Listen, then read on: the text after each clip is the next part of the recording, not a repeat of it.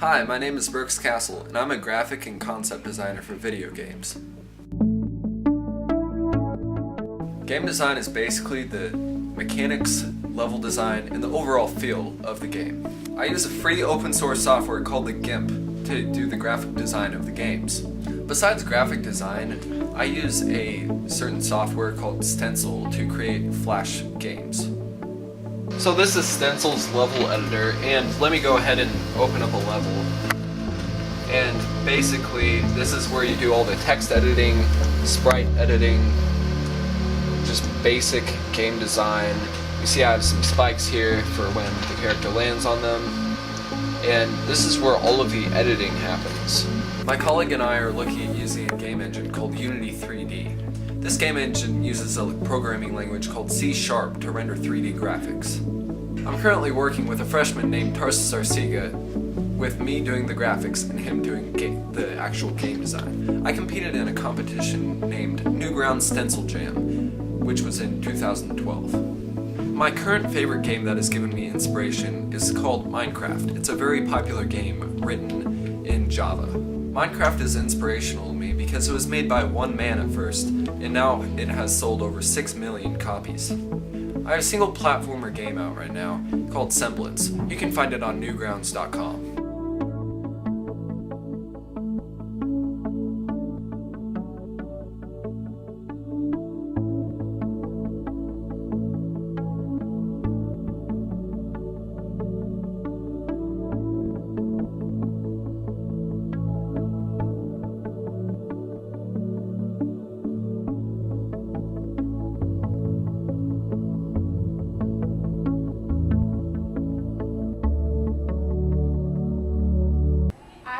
Acrobatics when I was 8 years old when I lived in Maryland, and I really enjoyed it, and the only reason I stopped was because I moved to here and there was no places around here, but I really wish I was still doing it.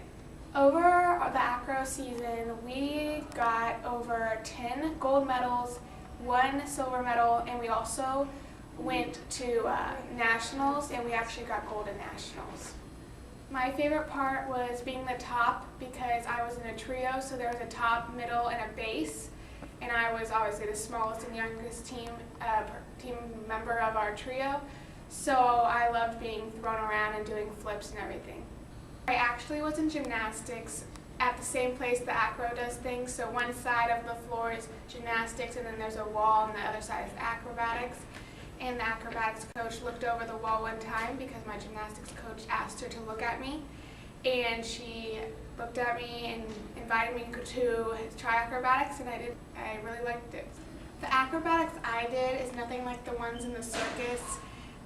Usually you either have a pair or a trio, which I was in a trio, and you kind of do pyramids, you do flips, you climb on the top, will climb on the middle and base and do jumps and flips off of them, and with a pair it's just a base and a top. I was really excited. I got to nationals. We were at the Sprint Center, and the Sprint Center was huge, and the whole transformed it into a big floor on at the bottom, and there are so many people there. We went out on a Wednesday, and that was the day we performed. I remember that morning we had to get there really early, and Haley and Eddie's moms were all over me doing my makeup and hair. We also, so we went out, and I walked out there on the floor, and I realized how many people were there watching. It was pretty nerve-wracking, but later on we did our routine. We did it pretty perfectly, and later, probably about 20 minutes later, we found out that we got gold.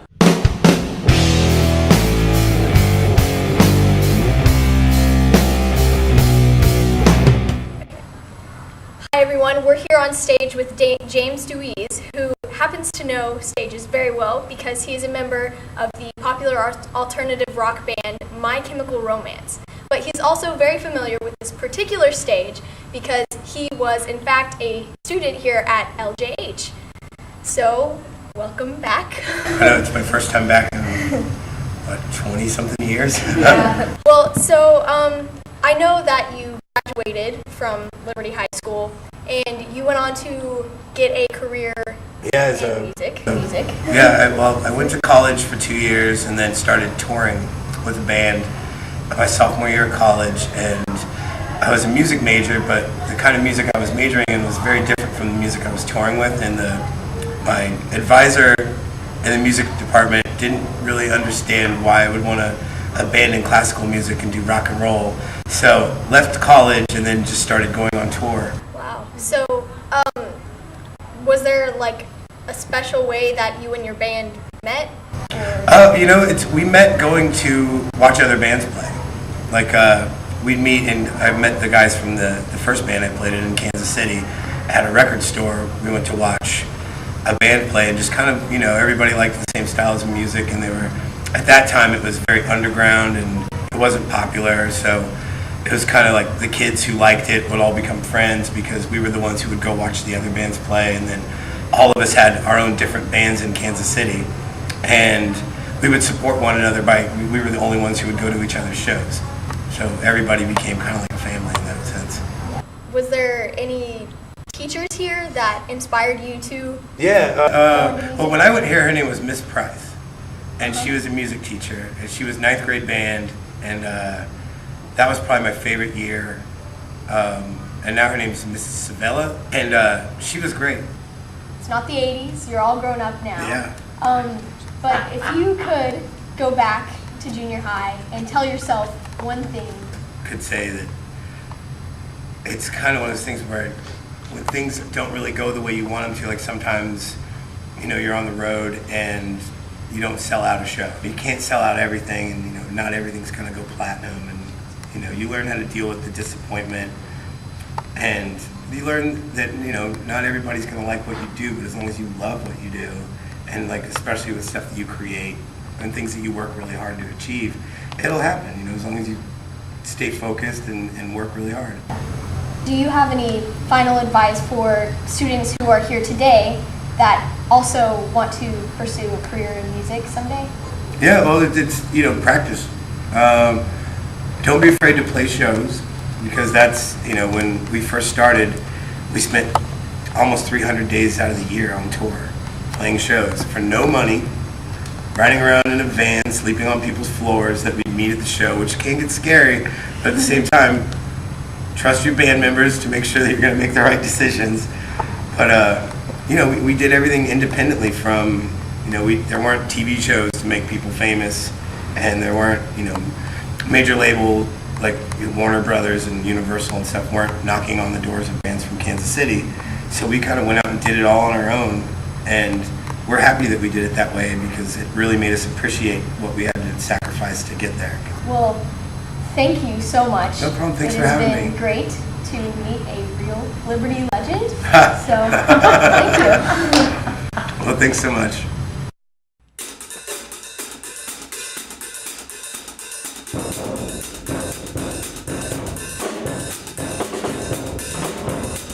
We have been playing for 2.5 years.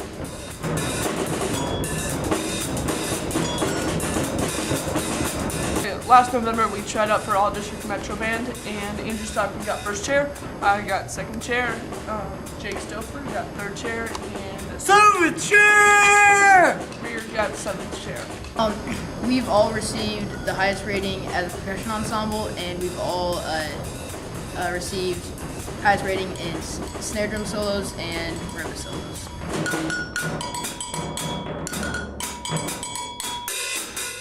The four of us also take private lessons from Lisa Crawford. She is a great teacher, and she really motivates us to play hard.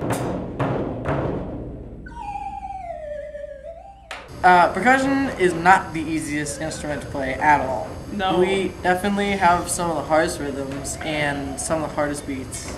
And also we have to learn different techniques and rhythms and how to play a bunch of different instruments that other people don't have to do because they just have one. We probably have learned at least 10 instruments, probably more than that. More than that. Probably like 20. There's techniques for each of those instruments that we have to remember.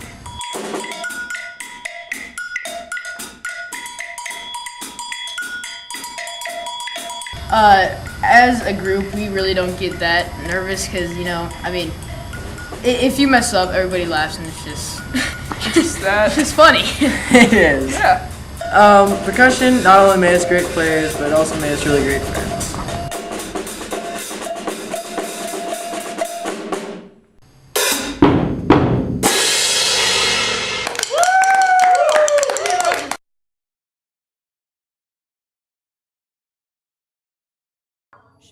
I started drawing when I was like 4. I was at my grandpa's house and I got on his tablecloth and or something like that, and I started drawing like him and my whole family, and then my mom told me it was actually pretty good, so that's how I started. And Sydney has been drawing ever since. Not only does she like to draw, she also enjoys fashion design. She hopes to pursue a career in fashion design in the future.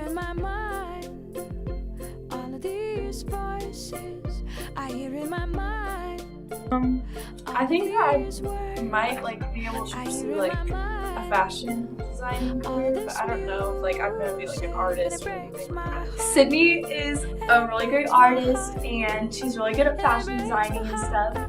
And she's been doing it for a long time and she's gotten really good. And she draws these really cute people with these eyes that are really big, and she can make them look exactly like you, and they're really good. So how does she get from this to this? Well, let's find out.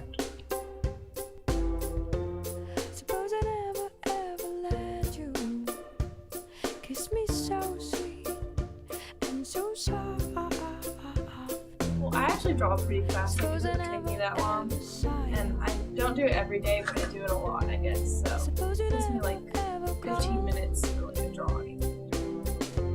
Suppose I kept on singing love songs just to break. Some of them are realistic, but a lot of them are cartoonish, I guess.